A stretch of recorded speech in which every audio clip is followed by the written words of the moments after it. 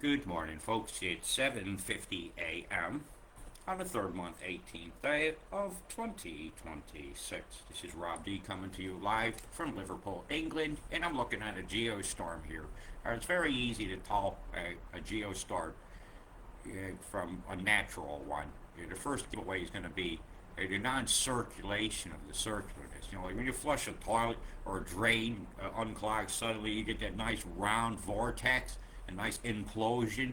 Well, you see these straight edges, these are guiding lines, and EMF tends to do that.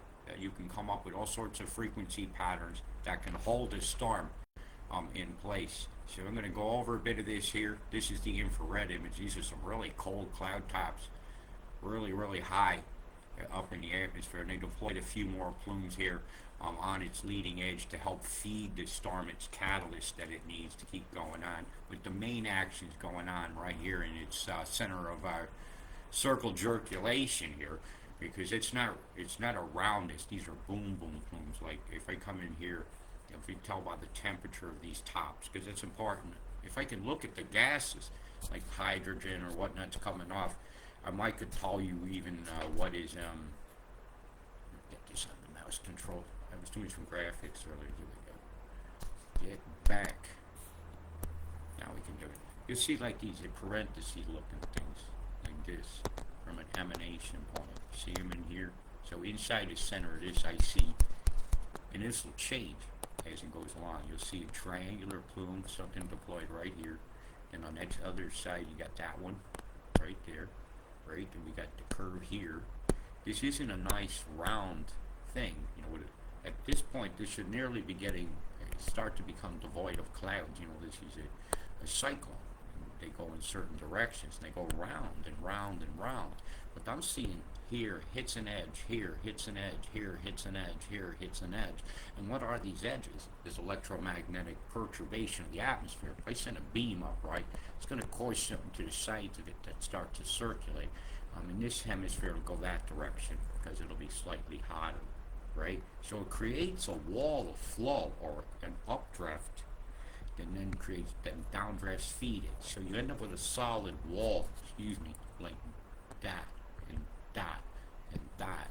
As we zoom out, we can see these type of effects being done. And this beam will cause passive resistance flow lines. And the flow lines in this one set it up pretty well. For days I've been able to tell where this thing was going to make landfall, just based on that. And it's nice when you start to see some of the maps concurrent. So I'm going to show you some of the data. Like here's some of the infrared image I have coming from CIMS Tropical Cyclone page, and this comes from out of the University of Wisconsin-Madison, who's been very well showing geoengineering for years. I think they teach it. It's been a suspected thing. The University of DePaul in Wisconsin. But if you look here, you see the straight lines. But I'm not going to pull up the, well, maybe I will. Let's give you this one here. And if we look at the straight lines, I'm not going to change color. I'm just going to show you. See what I mean? You see these guiding lines that as this storm comes along, right, it has no choice. So it's rotating this direction, right? Let's get that straight. That color might not be the best choice.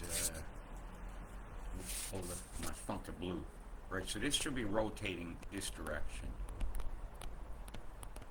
And the center was right about there at this point. It's dragging a lot of stuff with it. They put a plume in front of it. You see the straight line on that?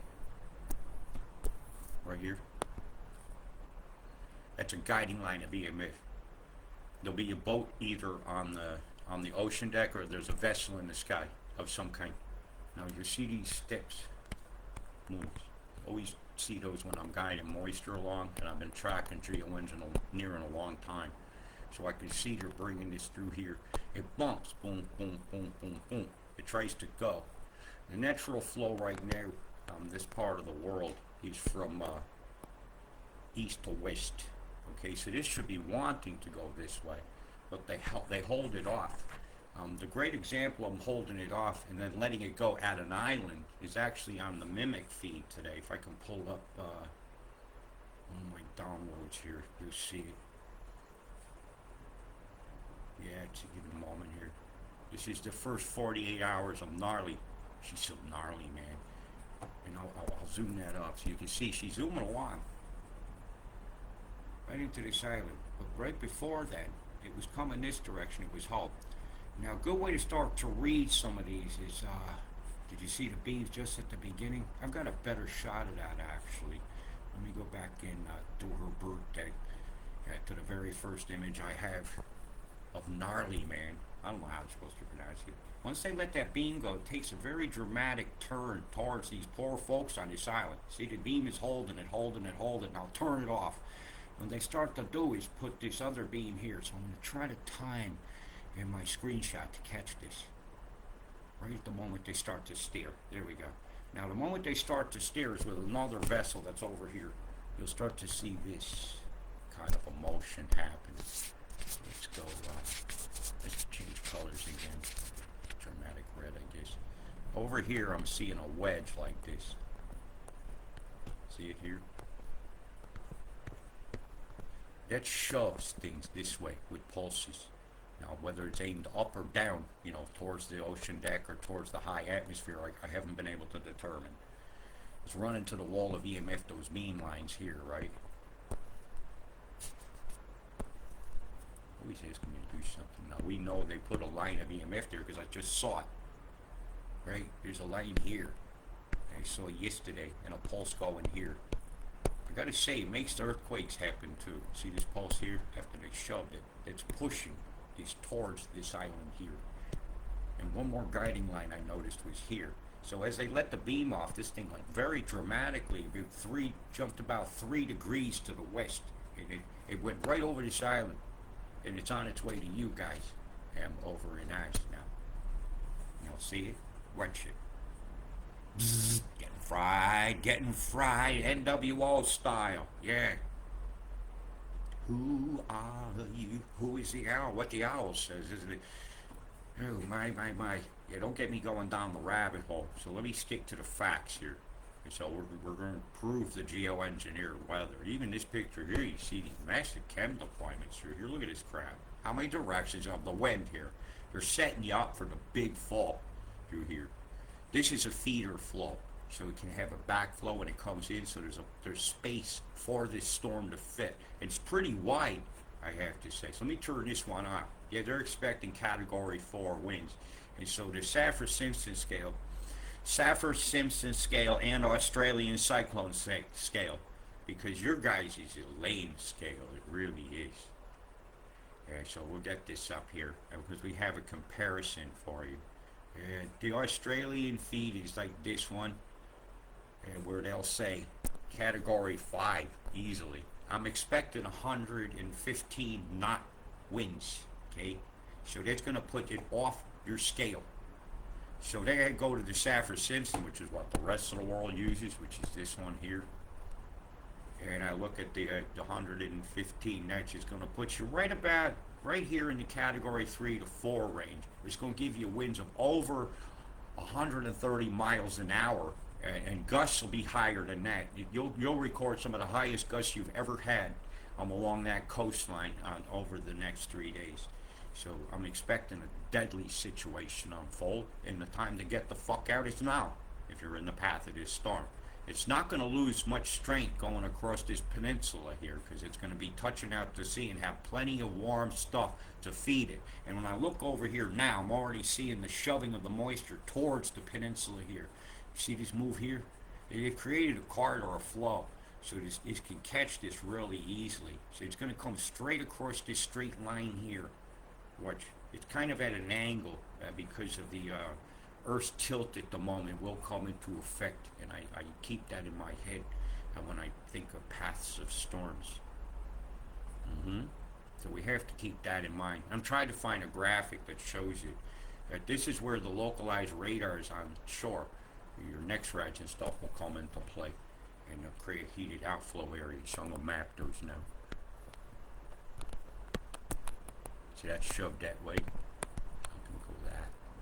So that cleared that cam that way, creates a pull this way, right in front of it. Right, so let's go for the next flow. There's your flow right there. Here's your flow line here. pulse wave here is actually moving pretty much in this direction, and it's running into this, so I ain't seen what that's going to do yet. I'll know that in a few hours. Pulse wave here, they're bringing it right ashore here. This is really your landfall zone right here. See this line? She's coming just like this. Slight curve, not much. So when she comes ashore here, she's going to be wide. So this whole coastline through here, boy, are you fucked. You are absolutely fucked. And you've already got something there in front that's swallowing the streams up.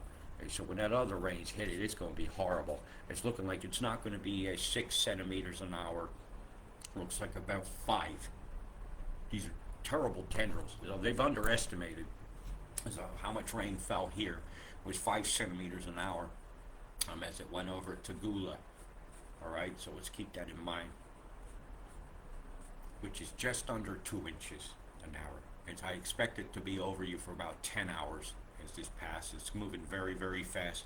I don't expect it to spawn tornadoes because the eye won't have much time to break down. But it is possible if the eye starts losing its shape, which we should start to see a very very well-formed eye soon. Look at the squareness of these boom boom plumes here right in the center. That's another sign of geoengineering. Yep, geostorms, you've been warned. Once you kind of take it on board and start to learn about the fluid dynamics and stuff of moving massive rivers of moisture, you'll be able to zoom back like this and start to really see the big flows, the big squares, the ones that are done with the harps and the superdarns, the ones that are done with floating arrays out at sea. You'll start to see the big squares, the big ones, right like this. And I'll highlight it and make it easy. I said highlight it. The big squares. The big squares. Right? So this stays inside here, in this pass here. There's nowhere else for it to go. There's another leaning square down here. There's some big devices around here. For me to say exactly which one did it would be to not be trying to inform myself. See this defined line here? Nothing's going to shout to that from here. It has to stay the dynamics of that. So the storms are getting down on this part of the world out here near Sydney and all that, if the map continued, is going to be something different dynamics. And this thing is going to crush out to sea. It's going to move south and it's going to come back in. So this thing is going to be a creamer. So you're going to have to pay close attention, like if you're around here, Karatha and all that down here, watch yourself. Watch this storm very closely because they turn that radar down in Exmouth on and she's going to curve right back in. She's going to come right back in. And the guiding line that says so is already in place. It's right here. Watch. Again, I'm going to have to change pens. There you go. Make it a little bit wider. This, you see the haze here? From here to here. And get past that. Here's its path. You can just see it here. Of what they're going to do. Just here. That's going to be wide too from here to here. That's its line. So somewhere in there, when this comes back across like this, it's going to come back in. I'm more expected to stay closer to shore. So let's watch. Let's see. Let's see. Like some people say, let's see if you can pray it away. And if not, prepare for the worst and hope for the best. It's a big rough time coming. There's a whole lot of Australia to be affected. Let me show you what they say is going to happen. But I just told you what's going to happen. All right. And I've determined the best mimic to show you is actually this one. So it's going to take a straighter line than is being shown here. And the heaviness of the rains is more than what they're showing. They're only showing about 3 to 4 centimeters an hour, and I'm showing 5 is what hit at that island up there. See? Oh, and you moved it. They changed it after I said something. And this is a 3-hour stat, and that's too low. And it's going to sit over you about 10 hours, so I'm expecting about 300 mil, if you wanted a millimeter. I'll give it in whatever unit you wanted it. Would you like it in raindrops? Yeah, it's about 1.5 inches an hour is going to fall. Okay, so that's when you pick up about about 8 inches of water. When the storm comes past, it's going to be time for it to flow out to sea. And remember, there's going to be some crocks, and they're going to be able to roll you into places never were before. Yeah, don't be out there. There are going to be floaters out there. And then when it comes out to sea here, she's going to be whipping it right back up. And I'm not expecting much of a break in the winds here at all. Okay, when it comes back out, she's coming straight back out as a Category 3. Straight back out as it. Yeah, I'm not expecting it to lose much of its momentum either. All this stuff that's moving around, all this masses of chem and stuff like that, it has a mass to it that has to be, its momentum has to be. Oops, this not what we want. And we want this one. We want Zoomer. The other one was my movies. Let's go right over here and have a look at some of that. And you can see the chem deployments preceding it, putting this stuff in the air that is needed to make a cyclone, or as I call them, cyclone seasonings. You see the boom boom boom here, looking like a titty, right there. That ain't ice cream. Dot, dot, dot, dot, dot. These are individual explosions of chemical catalysts that are capable of producing cloud nuclei. Well, the catalyst makes cloud condensates, but the nuclei is the dust particle. If it's nano dust or not, we need microscopes to suggest the accuracy of our claims on that. But they're already showing you the path. Look, that's definitely where the center's going to be at some point. So right here, this island here, you're going to get fucking cream. Yeah, if you over here and have the ability to get out of here, you might want to. You don't want. This isn't where you want your holiday. Yeah, go visit Bali. Not a bad time for that. See how straight edges all these clouds are when you zoom in? You see all the crisscross lines. You see the booms of the plumes. You see that my claims bear weight. And when it's litigated, you can't argue with that. And I'll go over that on another show, where I can show you the litigation of geoengineering itself. Look at the terrible, terrible quality of the air over this beautiful area of the world. Gondwana rainforest absolutely getting no efficient photosynthesization because man has decided to reflect the sunlight back into space.